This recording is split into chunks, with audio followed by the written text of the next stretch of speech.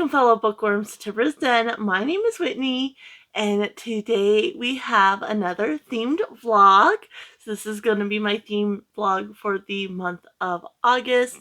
And I debated whether starting this today or waiting until I finished one of my current reads. I'm actually working currently on 3 books right now. I've been reading Mind Games by Nora Roberts with my husband. That's her newest release, and we started it back in June, I want to say, and we didn't really get much read in July, and so I've been really trying to read these last few nights, and so we managed to read the last couple nights a little bit of that. And then I'm also currently working on The Appeal by Janice Hallett. This one I've also been reading at night after I read Mind Games. I've been averaging about 30 to 40 pages of this each night, and so not very far into right here. It's all mixed media, so I should be going through this faster than I have been. It's been a really rough month. And so I just really haven't been pushing myself at all. And so I just been enjoying reading a little bit before bed until I am sleepy, and then, just instead of pushing to read a little bit more, I just set it down. And that's been working. I have been enjoying this. I don't fully love it. I'm having trouble keeping the characters straight a little bit, and so there is a character list, which is helpful, but it has been a little bit of a struggle because it's told in mostly email, some text, and so it's very choppy, and so I've been really struggling with the characters, but otherwise I am enjoying it overall. And then we have Our Big Boy, and so I've been reading the fourth and final book in the Otherland series by Tad Williams. This one's Sea of Silver Light. I started this one at the beginning of the month. Like I said, it's the 21st today. This is such a chunky book. It's 922 pages. And so you can see that's all I have left is just this section down here, roughly around 250 pages. I broke it down into chunks as well, which is what all these tabs are. And so I've been trying to read about 50 pages a day, roughly. Like I said, I broke it down, but I broke it by chapters and try to keep it around the 50-page mark. So wherever the chapter ends, that's around that mark. Some of them are a little longer, like 60-something pages. Some of them are in the 40s instead. But yeah, I've been, even just that small chunk, 50 pages takes me, I've been reading it towards the evenings after dinner, and it takes me to bedtime, sometimes a little bit past when we normally go to bed. So this one has been rough, but I am enjoying it. I really like this series, even though it is very dense. Like, all the books are dense. It's a really cool series. These obviously aren't part of the theme, but I have been working on them. And I still want to continue. I'm just really tired today. I'm going to have a full-on reading day today. We had to go into town and go grocery shopping yesterday, which always just exhausts me. It's typically the day after I don't do anything, like no chores or anything like that. I do have to call and schedule the car for an oil change, which I always hate calling. I really struggle with the phone. So I do need to do that before I can kind of settle in. But anyway, you don't even care. But yeah, so I'm working on those 3 books. But when I woke up this morning, I was like, I'm really not feeling like any of those. And I do need to get the themed books read to put this vlog out on Monday. And so the theme this round is going to be Hardy Boys versus Nancy Drew. And so we have the first 2 books of each. This first Hardy Boys, The Tower of Treasure, is actually on my DeckofTBRathon TBR, which DeckofTBRathon has been put on by Becca at Becca Books and Bujo and Chloe at Always Booked. It's been a lot of fun. I obviously haven't made a lot of progress. I started with the 922 page books. And I had some other reads, so I kind of been alternating between books for the readathon and then my other reads, plus working on the big boy. But the big boy is worth 5 points, so but basically it's based on Becca's game, and so a lot of people are just pulling cards as they go. I like to have a TBR, so I pulled all my cards right off the bat, and so I kind of know what I had, and so yeah, like I said, I've been kind of just alternating, but I haven't gotten a whole lot read this these last few weeks, and the month is winding down, so I doubt I'll get to all my books, but I'm sure gonna still try. But yeah, so I'm gonna be reading these for the theme. Like I said, I already had The Tower of Treasure by Franklin W. Dixon. This was for a random letter. It was for D. And so I was like, I needed something easy because I did have a lot of books on my TBR. So I thought, it would be really easy just to kind of do a comparison. I've only read one Nancy Drew. No, I think I've read 2 Nancy Drew books at this point. But they were, I think, some of the newer ones. And I've never read the Hardy Boys at all. So I think this is going to be a lot of fun and just kind of compare them. I don't know what each individual one is about. They don't really have a synopsis on the back. So I'll definitely talk about them afterwards. But, they're just little mystery series. You have the Hardy Boys trying to solve mysteries, and then, of course, Nancy Drew trying to solve little different mysteries. And I'm really interested to try these out. I have a lot of the Nancy Drew ones and several of the Hardy Boy ones as well. And so I'll definitely be able to continue on with the different books if I really do enjoy them. I've been kind of just collecting them, not so much worried about reading them. But yeah, I'm really, really excited. I think I debated whether I wanted to just read one and then come back on and share my thoughts. I think I'm going to I just want to kind of cozy in, settle in. So I think I'm going to just read through them all. I'm thinking I can get through this in a day. So I'm going to, alternate. So I'll read The Tower of Treasure, then The Secret of the Old Clock, which is the first one in the Nancy Drew. Then I'll go back to The Hardy Boys with The House on the Cliff, and then go to The Hidden Staircase for the Nancy Drew. And then I'll kind of give you my thoughts all at once. So instead of, kind of breaking it up like I normally do with these themed vlogs, I'm just going to kind of read and then jump back on. So it's just 2 parts, a lot easier for me to edit and everything like that. But yeah, I'm excited for this. I think I can get these all done in today. I'm imagining so. Sometimes my brain just won't connect, and so there's a chance I might just kind of zone out and I won't get these done. So we'll just have to see. But I'm fairly confident I can get these read all today, and then I can come back on later and I can still work on these guys tonight. I definitely at least want to read the next part of Sea of Silver Light, because I'm determined to finish that this week, and that way next week I don't have it weighing on my mind anymore, and I can just hopefully fly through some of the rest of the books I have. But yeah, the month's winding down. I gotta get some reading done. So I think I'm really gonna push through, today and then into the weekend. Get as much read as possible, and then next week I'll just have a few to finish up. But I'm gonna go ahead and go get tucked in, call the people for the oil change, get that set up, and then just snuggle in with some books and some YouTube on the TV and get some reading in. So I'm going to go ahead and hop off right now. But for you guys, of course, it'll be just a second, and I'll be back to talk about these books. All right, it is now the morning of August 22nd, which is Thursday. I only got the first 2 books read. So I did read The Tower of Treasure, which is book 1 in the Hardy Boy series, and then The Secret of the Old Clock, which is book 1 in the Nancy Drew series. And Nancy Drew is definitely winning so far between the 2. They are definitely very similar. Like both of them started with the boys were taking a document for their father, and then in the Nancy Drew one, she was taking a document for her father.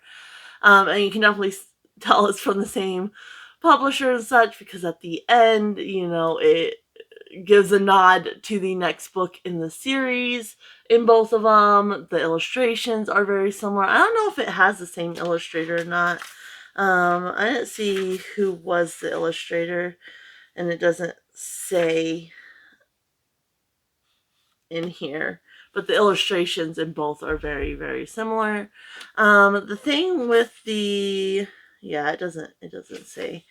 But the thing with the Hardy Boys, it starts off, so I was confused at first because it starts off with like car theft. And there's like this car, and the driver's driving dangerously, and then it ends up crashing, and then their friend's car gets stolen. And so it starts off with car theft, and I'm thinking, how does this tower treasure enter the mix? And it does. And so basically, they're trying to figure out who stole the car, and then somebody else gets held up, and that's the next clue, and then something gets stolen from these two rich recluses, brother and sister, who are recluse. And so, yeah, it does end up, at the tower, but it's just the first part of the story didn't really go well with the main mystery of the story. I mean, he definitely tied it in, but it just didn't really seem to work well in my mind. Like, it didn't fit. He throws in a lot of their friends, which was unnecessary, like extra names. So that one scene where their friends are kind of helping them.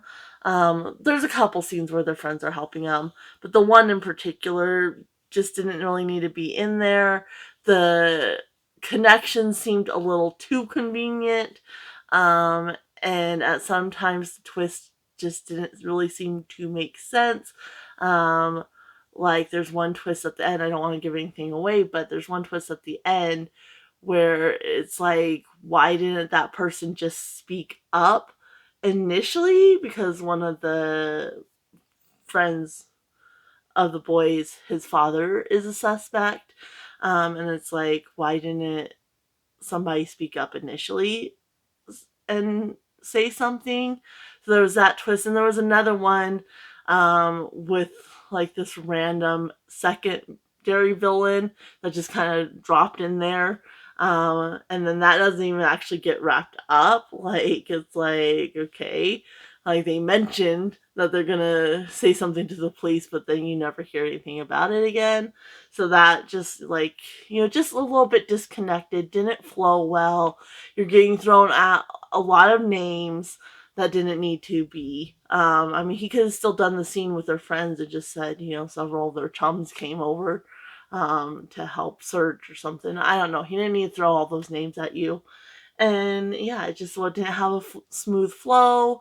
And I ended up giving it 3 stars. It was a fun little mystery, but I didn't love it. And I don't think it was particularly well written at all. But it was fun. And then also I was laughing because these pictures, he's supposed to be 18 and he's supposed to be 17. They honestly look like they're like 13 and 12. They look so young in the picture compared to Nancy, who is 18, who looks a little bit older, like the appropriate age. But as far as the Nancy Drew book goes, I have read, like, I think 2. I know for sure 1 that I can remember. I think I've actually read 2 of Nancy Drew, but like the later ones. And this one was much better done. I ended up giving it 4 stars because it wasn't anything amazing. There was definitely some things that didn't feel very realistic, but as far as it went, I thought it was much better done. The flow was much better. The connections made sense. Like, the story went from one connection to the other. It made sense. It didn't feel disjointed at all. And also the way Nancy interact, like the Hardy Boys, like, they're doing these things and things like, hey, you should go get the police. They're just kind of handling on their own. Their dad's was a policeman and is a private detective, and it's like, you should know that you don't need to be tramping around messing with evidence, that you should leave it alone and go get the police. Where Nancy, everything she does is like, okay, right away, I'm going to go find a phone or find the nearest police station and contact the police. And her father's a lawyer. So it does make sense for both these groups. Because that's one thing about like mysteries or like cozy mysteries and such that really frustrate me is like people who have no business being detectives and sleuths and such. It doesn't really make sense. Where in this case, it does make sense because you have like the Hardy Boys, their father's a PI, ex-policeman. Nancy, her father's a lawyer. It makes sense. But yeah, Nancy's was much better done, I think, as far as that aspect too, as far as, you know, going to the police with the things she's finding and not just kind of taking it on herself, so to speak. I mean, she definitely does, and she puts herself in some situations, but she immediately goes to the police, which I think really works and makes it a little bit more realistic. And again, you know, you have a moment where she could have added a bunch of characters' names and just thrown them at you, but it's one friend of Nancy's, and then the other people are just this group of girls. She doesn't, you know, throw them all at you, which I think worked a lot better, and I appreciated a lot more as well. And so yeah, I do say will say like Nancy Drew also focuses a lot on looks, but this was written in the 80s, I believe. I believe it was first published in 87. And so that makes sense. Yeah. Or no, sorry. This edition was published in 87. It was first published in the 1930s. So the kind of the focus on looks makes sense. But yeah, definitely out of the two, I think Nancy Drew is better written. I think Carolyn Keene is definitely superior. But this was fun. So obviously we still have the other two to go. And so we'll see how these play out. So we have the House on the Cliff, which is the Hardy Boys, and then the Hidden Staircase, which is the Nancy Drew book. So we'll see how these compare. But right now, Nancy's definitely in the lead. And it's funny because I watch Gab Smulders, who is a gamer, and her new video was a Nancy Drew video. So I was reading Nancy Drew while watching Gab's play Nancy Drew. And so that's fun. And because she plays so many of the Nancy Drew videos, like I definitely have that voice in my head when I read the Nancy Drew books. So that makes it a lot of fun as well. But I think today I'm going to keep off. Normally I read better if I have something playing in the background. I've always kind of been that way, but this month is just I'm so stressed out, and it's just been my brain just wants to kind of zone out and watch TV and not focus on the books. So I think because I still have so much I need to read, and we're winding down, you know, we've have just over a week left of the month, and so I really just need to tuck in. So I think I'm actually going to just leave off YouTube. If I do put anything on, I'll put Gabs, because she makes really great background, like, um, I don't just necessarily focus on what she's playing or anything like that. There are some games she plays where I'm like, ooh, what's going on? So if I need somebody, I'll probably just stick with her today, and the other YouTube videos can wait. I've noticed like a lack in content lately. I don't know what's going on. It used to, you know, it was hard to keep up, but now I find myself searching for content, which is kind of a shame because I love YouTube, and so that's like I'm searching for things to watch, and so yeah. And you know, there is other content on there, like, you know, booktube. I mainly watch like TBR videos and TBR games, and then there's a handful that I watch other videos, like I might watch a wrap up or whatnot, but typically I don't, or a vlog, but typically I don't watch those kind of things. And so that's probably part of it as well. But yeah, it's just, it seems like there's less content nowadays as far as even my other channels, not just on booktube. But yeah, I'm gonna go have my coffee going. So I'm gonna get that made and find something for breakfast, and then I'm just gonna tuck in. I definitely, at least, I'm going to try to get through these ones, and then I want to at least finish The Appeal Today as well by Janice Hallett. And I didn't read anything other than those two books yesterday, so I didn't get my section for Etherland done. But I definitely need to at least try to read a section of that as well. So we'll just see how the day goes. Hopefully I'll check back in with you by this afternoon on these two and let you know who the official winner is between Nancy Drew and the Hardy Boys. I also have like some combination stories with both of them, which would be fun to try at some point as well. But I'm going to go ahead and hop off now. You guys will be just a second, and then I will be right back. All right, it is now Friday, the 23rd of August, and I did read these two books, the second in the series of the Hardy Boys and Nancy Drew. And yeah, we'll have to see who won here after I give you my thoughts, where we kind of left it. Nancy Drew was definitely far superior to the first Hardy Boys, the first Nancy Drew book. And I do have to say I enjoyed both of these more than I did the first in each of the series. We'll start with the Hardy Boys because that's what I read first. So in this one, there's like a smuggling ring and their dad is trying to bust the smuggling ring. And there's this house on top of the cliff that the owner died, and it's been abandoned, and then there's people in it, and so they're trying to figure out, if that house is involved in the smuggling ring, like if it has any connections to it at all. And then their father ends up disappearing. And I will say, I don't know, like obviously it's the same publisher, they're written in the same style, so they're connected. The Hardy Boys and Nancy Drew are definitely connected, but it's weird because that has similar like starts with them delivering something for their father.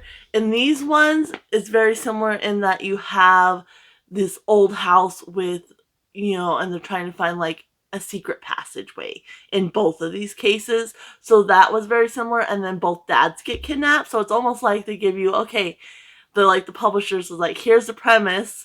And you write the story to each of these authors. I really don't know. I thought about kind of looking into it before I got here, but I just couldn't be bothered. So yeah, it's just weird that they're like, there's similar themes.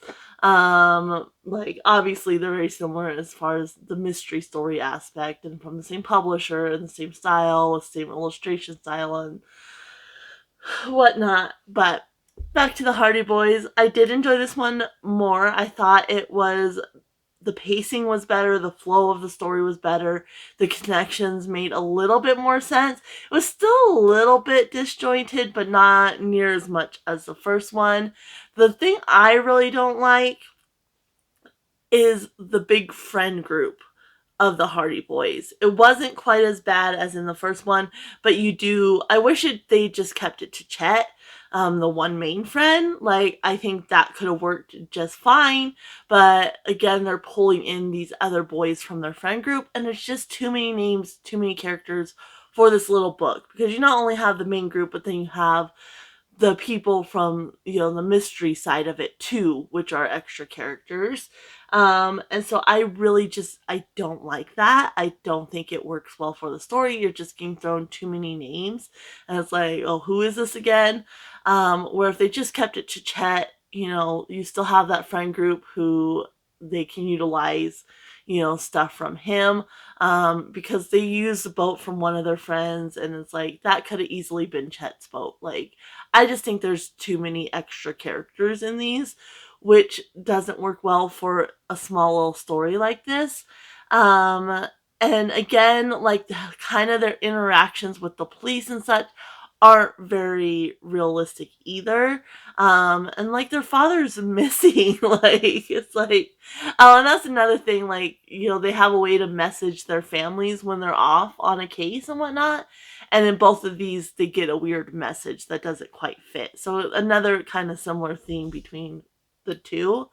But yeah, I just really don't like all those extra characters, and then the way they interact with the police is like they wait until it's dire and then, oh well, we're gonna go on, but our friends, our extra friends that don't even need to be here, like, you go for the police.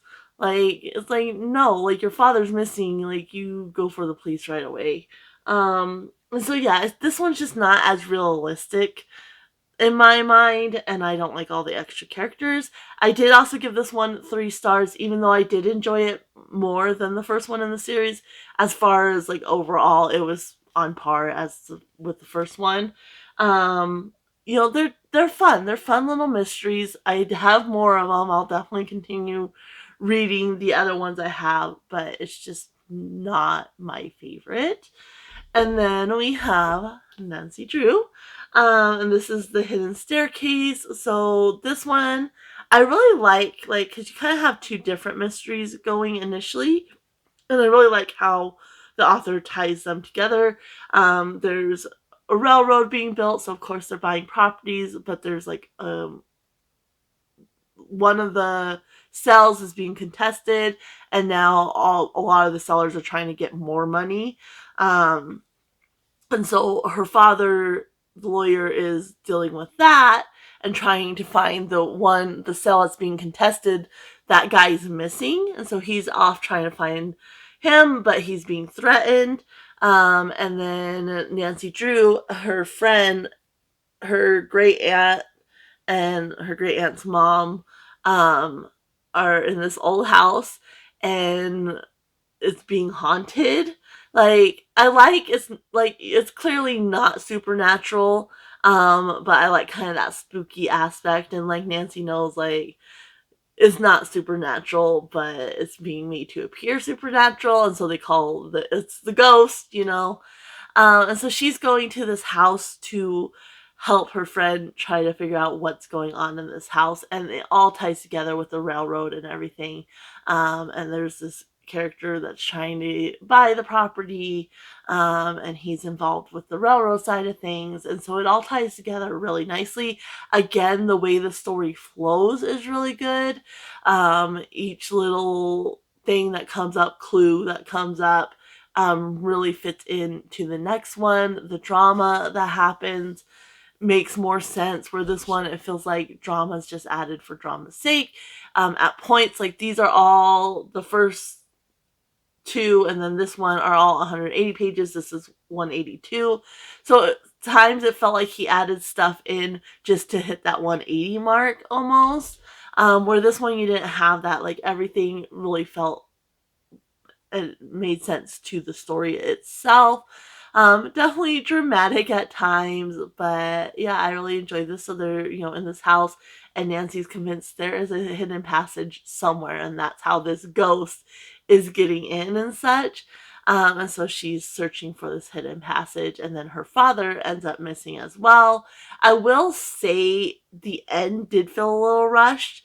This whole time she's searching and searching, and then everything wraps up, and you're like, she still hasn't found her father yet. Like, what's gonna, happen? And it all kind of wraps up in the last few pages. And so that part felt a little rushed. I wish the ending had taken a little bit more time, and been drawn out a little bit more, versus, the bulk of the story, like, she's looking for this passage, which makes sense. Like, that makes sense. But I just wish that had ended a little sooner, and that the ending had had more time, more pages. But yeah, I really like this. I like how Nancy involves the police. Like, she's not just, I'm going to handle this on my own. And maybe it's a gender thing. I don't know. But Nancy's really like, as soon as she finds a clue, okay, I need to take this to the police as soon as I can, versus the Hardy Boys who, oh, let's just keep going and see what we can do, and it's like, no, you need, like, this is serious things. Like, these are serious things. And also, I forgot to mention, sorry, going back and forth, the ending on this, very, very cheesy. And again, it kind of just felt like, oh, I've not quite hit my page mark. Like, let me add something else. I did not like the very ending. Like, I was like, that doesn't make sense for that character. It was very cheesy. Like, I did not like it at all. Where this one, like I said, yes, it was rushed in the end, but it wrapped up nicely. And so I debated because it's not like an absolutely amazing book or anything like that.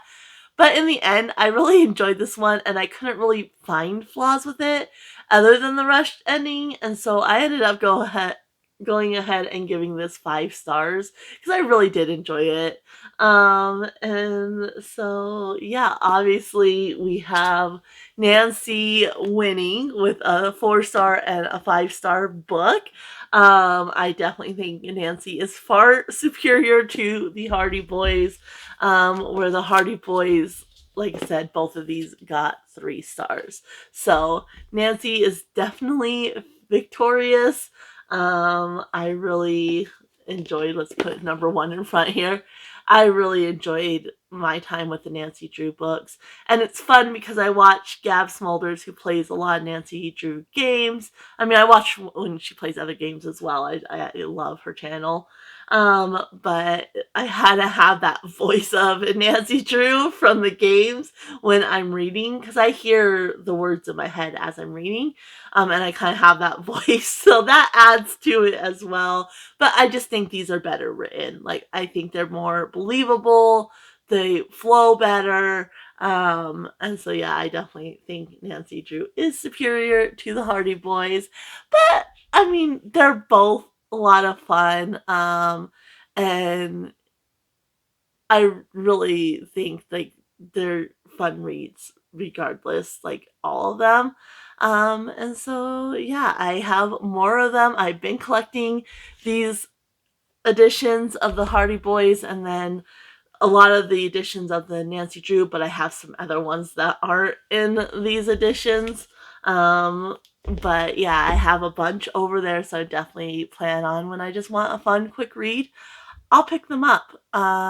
Let me know your thoughts if you've read Nancy Drew and the Hardy Boys, which one you think superior, if you agree with my opinion or not. But yeah, I'm going to go ahead and leave you guys here. Happy reading, everyone. Bye.